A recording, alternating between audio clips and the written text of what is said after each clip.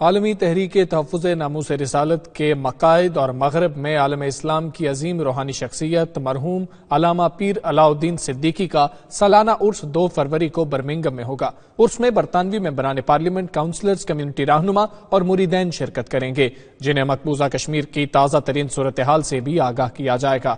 عابد کاظمی کی رپورٹ دیکھیے۔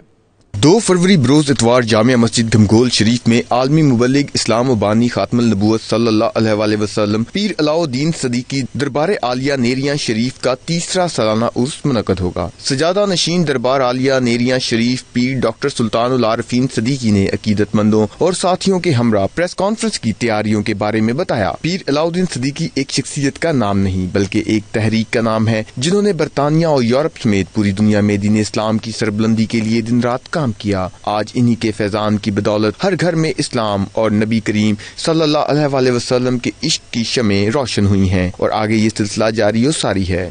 کہ صوفیاء کا مزاج اور اس مزاج پر جو راج ہے وہ محبت کا ہے، وہ امن کا ہے، وہ اخلاق کا ہے، وہ حضور صلی اللہ علیہ وسلم کی تذکار جمیل اور اس کی خوشبوؤں کا ہے۔ انشاءاللہ میں اسی کو ہی عرس کے دنوں میں بیان کروں گا، چونکہ ہمارا اول آخر ظاہر باطن حضور صلی اللہ علیہ وسلم کی ذات والا صفات ہے، اور اسی ذات اور ان کے جو تعلیمات ہیں سیرت کی روشنی میں اسی پر ہی ہم سب فوکس کریں گے۔ مقبوضہ کشمیر کی موجودہ صورتحال کے حوالے سے ان کا کہنا تھا کہ کشمیری مسلمان جس کرب سے گزر رہے ہیں وہ انتہائی دردناک ہے۔ مسئلہ کشمیر پر اقوام عالم کی خاموشی حیران کن ہے۔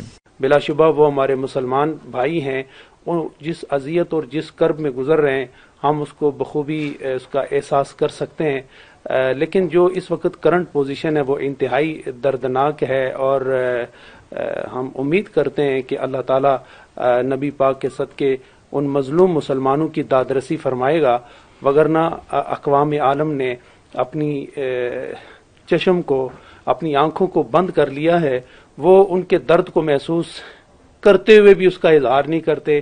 جہاں جانوروں کے لیے قانون موجود ہے، جہاں پرندوں کے لیے قانون موجود ہے، لیکن سسکتی ہوئی انسانیت کے لیے، درد اور کرب میں مبتلا مسلمانوں کے لیے ان کے پاس کوئی قانون نہیں ہے۔ ڈاکٹر پیر سلطان العارفین صدیقی نے مسئلہ کشمیر پر برطانیہ سمیت اقوام عالم سے فوری طور پر مداخلت کر کے نوٹس لینے کی اپیل کی۔ رپورٹنگ ٹیم کے ہمراہ عابد کاظمی، 92 نیوز، برمنگھم۔